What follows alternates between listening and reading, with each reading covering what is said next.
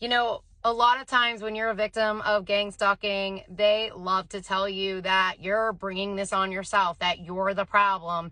In fact, they have large groups of law enforcement that are in on that. They have people programmed to not watch your content if your content is actually making true claims that you're a victim of gang stalking, that you're a targeted individual. They intentionally will then have their teams not be allowed to watch your content and then paint a completely different narrative about who you are, to make them believe that you're the perpetrator. So there's a lot that goes into the organized gang stalking, and it goes all the way up to the rank of a general in the U.S. military. That's how high up it goes.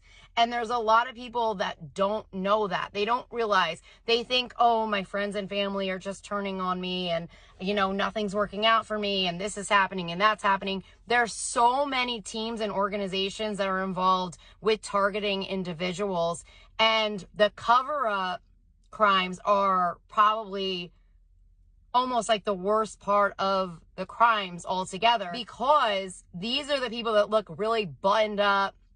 They're very clean cut. They present themselves as like being truthful and for justice and for the law. And they're literally full of fucking shit. Like, they are literally like the Antichrist. So they're actually, like, in my opinion, almost even deadlier than the people who are actually attacking you, that are intentionally hurting you with weapons, because a lot of the times I feel like those people are in some way trapped or victimized. But the cleanup teams, they're the ugly ones. They're really, really ugly, because they literally show up to the table like they are these amazing people. And they really present themselves with such a united front. They have so many teams part of the cover-up operations to make it really look a certain way.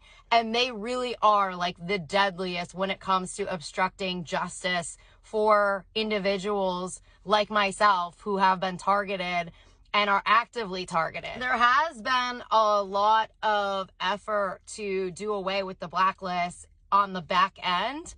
However, they have designed it that everyone who is in a position of power or a seat in these certain agencies or groups are actually all part of the job. So they kind of created a wall within our country to make it so that you can never like get out, okay? There's also a lot of money involved in terms of financial investors, banks, controllers. There's a lot more money involved with the gang stalking than a lot of people on our country's soil realize. There is a lot of money in gang stalking. There's a lot of money in hurting people and torturing them and blocking them.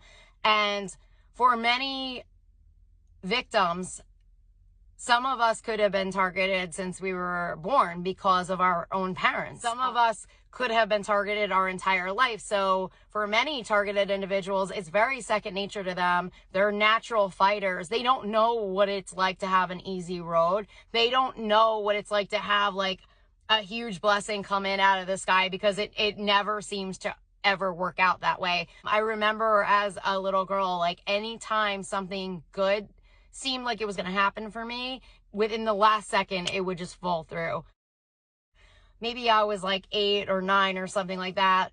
And for some odd reason on that day, a miracle like happened for me. And I remember being like, how did this actually like happen? Like, nothing has ever happened in my life like this. Like, nothing good has ever happened. Like, I've gotten my hopes up for years that something like this would happen, but it never would come through. And it's like on that day, whatever it was, the miracle came through and it happened. And I remember just being almost uncomfortable the entire day, because I thought that it would have gotten yanked away from me, whatever it was. It was probably something very minor because I was young and I can't remember what it was, but I remember the feeling. I remember being like, this is too good to be true. How could this be happening to me? Not even believing in it. You know, there was a part of me that didn't believe in it, that I thought an hour in it would be gone, or 2 hours in. And it was like the whole day I was almost like holding my breath because I didn't believe that something like this good could ever happen to me. And so many people who have been victimized since they were children have experienced these types of feelings. And as you got older, you know, a lot of the targeting gets more intense because now it's coming down to jobs and, you know, surviving, paying for your rent or your home. And it's like everything is so much more amplified when you get older. And what I have learned after I've discovered how big these operations are and just how deep state they go, there's a lot of money banking against you. There's a lot of money on destroying you. And it's usually when something really good is about to happen in your life, that's when it usually like falls to crap.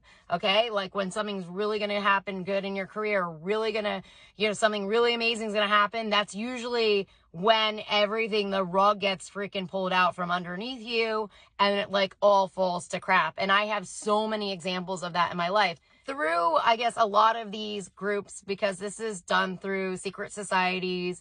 Like I said, it's connected to investors, Wall Street. There's a lot of money on you that's connected to your birthday codes, your social security codes. And essentially, you really are, I want to say, a life vest for many celebrities if you are targeted. Many celebrities are living off of your good karma. They're living off of your blessings, and it's their management teams that are ensuring that you fail. They're ensuring that you fall. They're ensuring your demise because all of those blessings are going out to their clients, okay? And the people in the spotlight. Many people are like, how are they, you know, how do they have this much success? Or how do they have, you know, 20 plus years of success? How are they maintaining this fame? How is that even happening?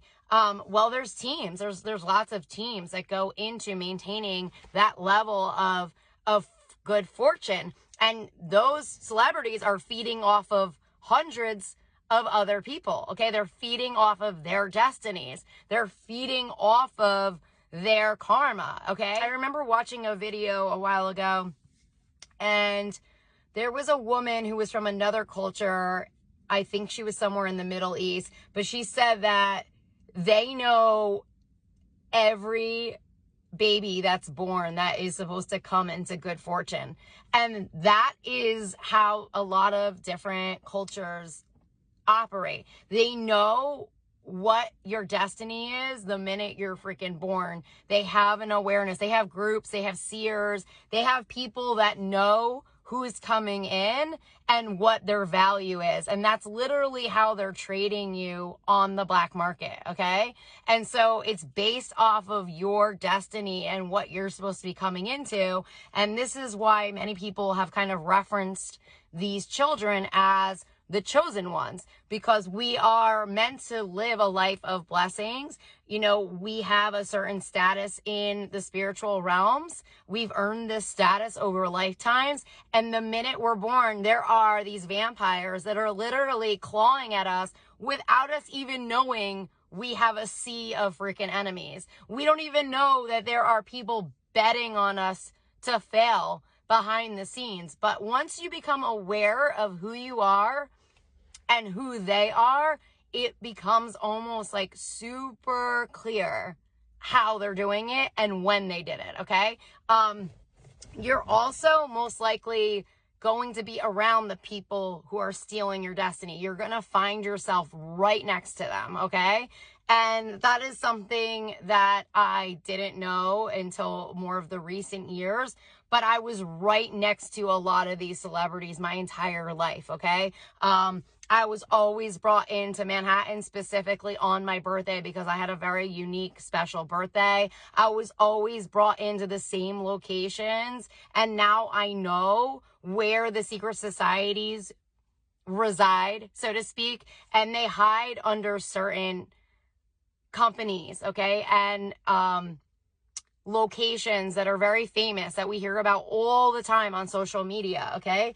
And there's major players involved with those names, okay? So for every single famous store in Manhattan, there is a freaking crime boss right underneath it that is running their own version of a trafficking operation, okay? That is targeting you. So it's not a coincidence that I went to every single one of those locations on these types of special occasions. I also remember always just being on my deathbed when I was going into Manhattan. I could barely even swallow. I couldn't freaking speak.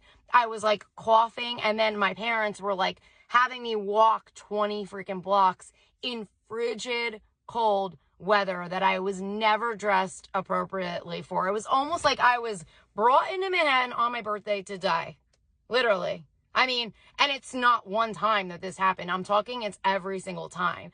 And when you start to understand stuff, it all kind of like makes a little bit more sense. I'm not going to start dropping names in this video. Maybe I will over on my Patreon, but it's names that many of us already know, and I have very specific examples of the interactions with these certain businesses and locations throughout my life, and I know for a fact I was targeted through them because of last names of people I happen to be best friends with, that had famous last names, you know, things along those lines. None of it is an accident, okay? It's all by design, and I think that right now, many of us are starting to wake up to what this is.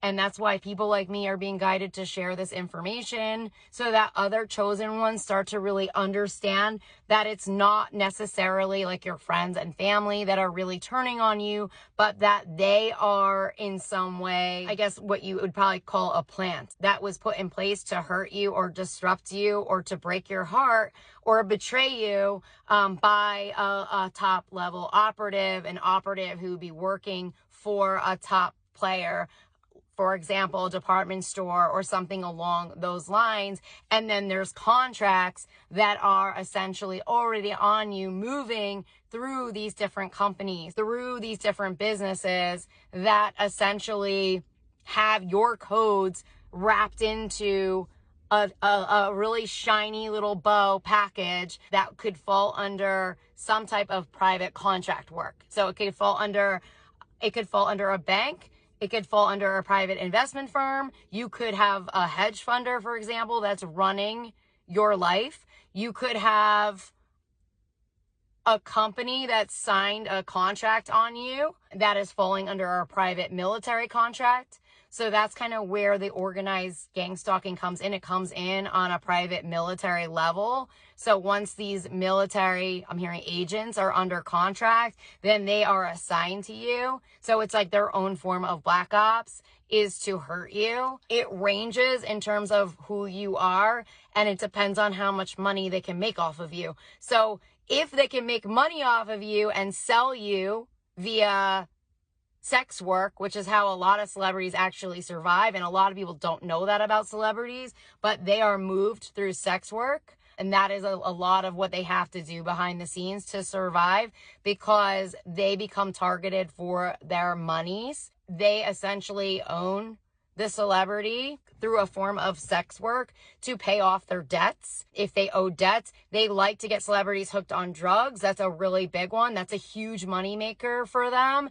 They bank on the demise of celebrities. They can make money off of them through drugs. They can use celebrities to move drugs. They can, and as I said before, they can also make a lot of money off of them through sex work, okay? They can get paid a lot of money, and the celebrity will not get like a whole lot of money. We've heard a lot of stories about different celebrities getting pretty much robbed out of their money, like, you know, finding out that their bankers or somebody was like stealing from them. That's happened so many times. We've seen so many celebrities suing management, suing their managers. There's a lot of stuff that happens around the money I would say it feels like Hollywood in general is demonic. Like, I don't think there's any good people that exist in that industry, knowing what I know now, and also knowing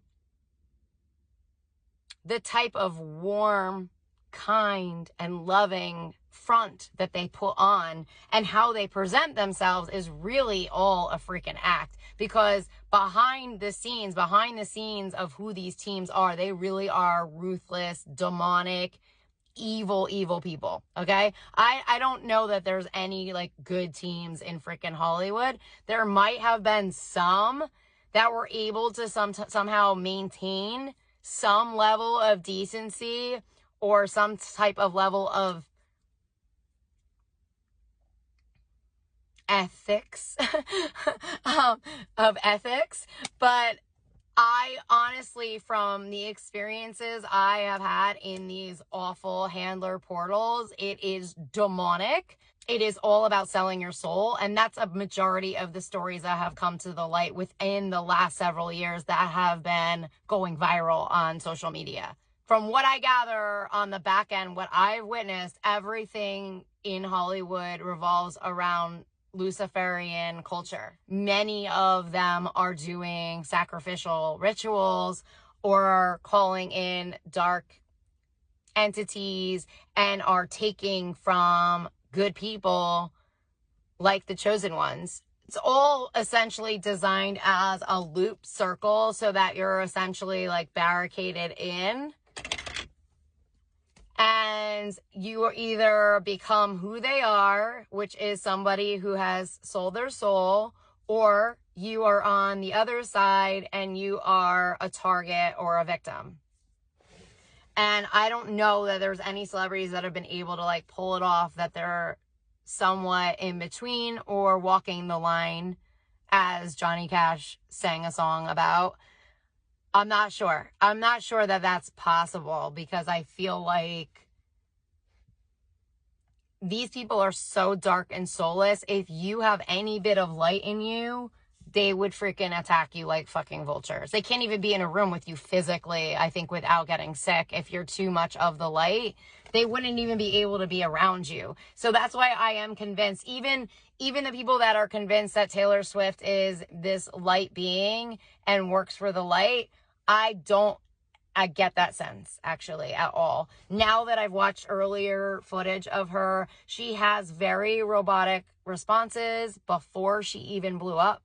And she talks very similar to a young Selena Gomez and a young Ariana Grande, okay? So at the end of the day, they all are these super well-spoken robotic children that can just somehow memorize a lot of lines. And that is really what goes into the reptilian hybrid kind of zone, okay? Because that's essentially how they essentially like turn you into a robot. That's why many people come forward saying that they have clones. I know Janelle Monáe did an interview that was very candid about having clones. I think it was a real interview. Maybe it wasn't. Whatever she said, I feel is very truthful, because, you know, if anybody is familiar with Donald Marshall, he talks about the clones and what goes into every person that's in the spotlight, and that they're all essentially a part of the same machine. I do think that in the last several years, it's gotten really, really bad. And it wasn't this bad before, but because of the infiltration of vampirism and the mainstream, I guess, satanic agendas that were pushed through corporate America and through every freaking social media landscape, technologies, I think it has like pushed us more towards that line, which was essentially the beginning of the spiritual war. I think the whole point of this video is that, you know, it's just important that we understand the level of the targeting, and that it's coming in from a greater scope of teams and corporations, and there's a lot more that goes into our demise, our downfall. They are now advancing weapons to further control their victims, to violate our sovereignty and our free will. And I am on the front lines every single day fighting that battle. I mean, right now, all we can do really is just go to the light, pray, and continue to just put one foot in front of the other, which is something